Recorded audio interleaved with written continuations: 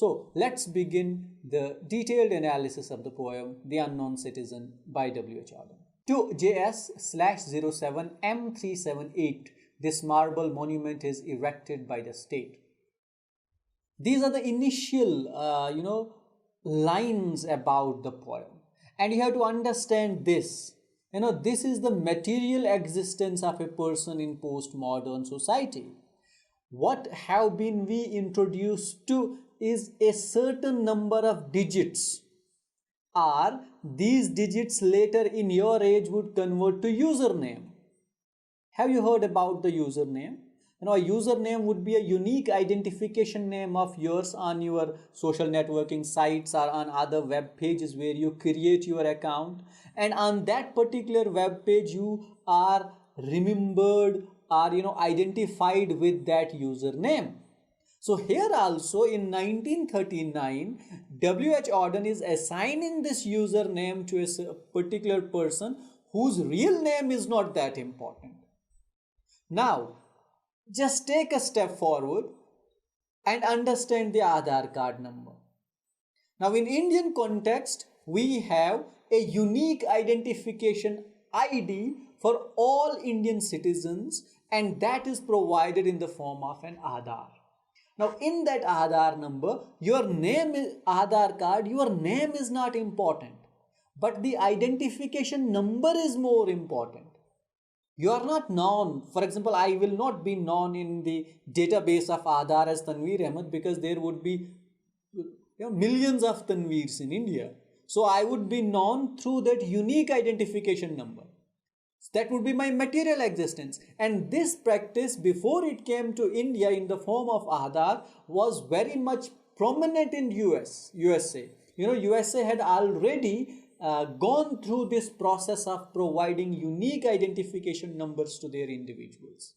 So it begins with this common practice that we have in postmodern society, where the identity of a citizen is a unique identification number, is not his name. That is how this poem begins, and this is the relevance that you will find. These are not merely words. And listen, this monument is erected by the state. This is not erected by an individual himself. This is not a normal username that you will keep for Facebook or for Instagram or for Twitter or for something else. This is like the Aadhaar card number that is given to you by the state, and that is your real identity, or considered to be your real identity. And next he says, he was found by the Bureau of Statistics to be one against whom there was no official complaint. Now know about this unknown citizen. And you will know about this unknown citizens through departments, through institutions. So there comes another important aspect. That is ISA, Ideological State Apparatus by Louis Althusser. And I told you earlier that this poem is a commentary on capitalist system. And in order to understand capitalism properly, you will have to know Marxism. Because it is Marxism which makes a critique of capitalism or the practices of the capitalist society. And that is why this link pops up at the top of this video to give you information about ideological state apparatus, our theory, how does it work. So he says, as here in this verse, it's very simple verse. He says that our Bureau of Statistics tells us that there was no official complaint about this person. So this is not important that there was not any complaint about a person. It's not like rocket science to understand the meaning of these two verses. It's very easy. But as I said earlier, just understanding the meaning is not important. Understanding the context and going between the lines is important.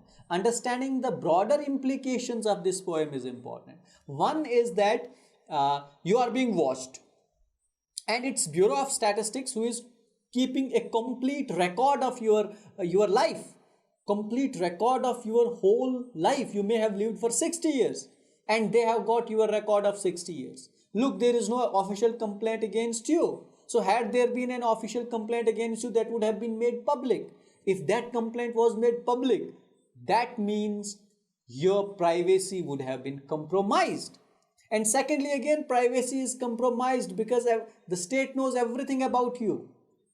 It has got its own tools, its own apparatuses. And one of those apparatus, one of those tools is the Bureau of Statistics to follow you, to have surveillance over you, relentless surveillance, where not a moment of your life would be spared. All the details would be erected out of you, and then it would be said you are an unknown citizen. That's the irony of the statement. He says, and all the reports on his conduct agree that in modern sense of an old-fashioned word, he was a saint. All reports. Now these all reports would be mentioned later, which means that Bureau of Statistics is not the only department in our institution in the hands of state, our ruling ideology, our class to know about you. There are others also, and they consider reports of each department and they say you are a saint. And this saint is an old-fashioned word. As I said earlier, in the context of when we were dealing with the context of this poem or introduction to this poem, I told you that there are words in the postmodern society which are laughed at. For example, truth is a word which is laughed at, ironical. God is laughed at. Freedom is laughed at. So is the word saint. But he was a saint. But the meaning would be different. It would not be the old-fashioned saint. He is a different saint. And this saint is also ironical. He is saint not because he is God-fearing. It's not that he is obedient to God. He is righteous. No. He is saint because he is obedient to state. He is obedient to ruling class. He allows ruling class to exploit him. He does not resist. As he says later, the greater community would be the word, the phrase that Auden will be using to represent the ruling class, the capitalist class. He is obedient to them. He follows their instructions, their rules, their ideologies. So he is a saint. For in everything he did, he served the greater community. That is important.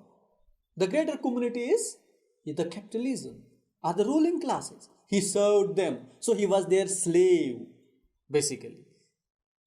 And ideology will tell you, Louis Althusser through his ideology, through ideological state apparatus, through repressive state apparatus, will tell you that an individual in the capitalist system is not free. Though we are taught that hyper-real situation that all of us are free, we are actually the slaves of capitalism, where we serve their purpose.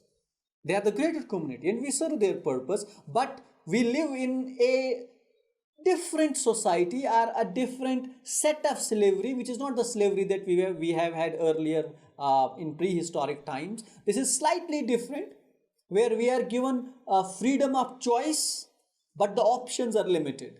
What are the freedom of choice? Freedom of choice is either you can do business or you can be an employee. You can be a laborer or you can be an illiterate and be a worker, or you can be educated. Now these are the options that you are given, that are given to you. But whatever you do, whether you are a businessman, whether you are an employee or you are a worker, in all capacities you would be serving the greater community. As a businessman, you would be paying the tax. As an employee, you would be paying the tax. And by paying the tax, you are serving the greater community.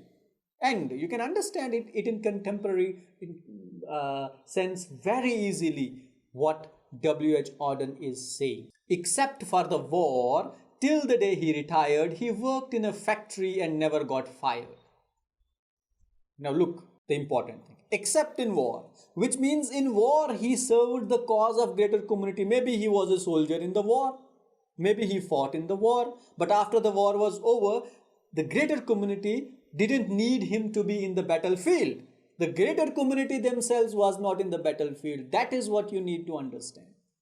Those capitalists, those men in power, they weren't in the battlefield, but this poor man was in the battlefield when there was war. Fortunately, he escaped the wrath of that particular war, and what he did afterwards, he worked in a factory. And even as he was working in a factory, he satisfied his employers. How would he satisfy his employers? He allowed himself to be exploited. He allowed himself to work at lower wages. And he never raised voice against his employer.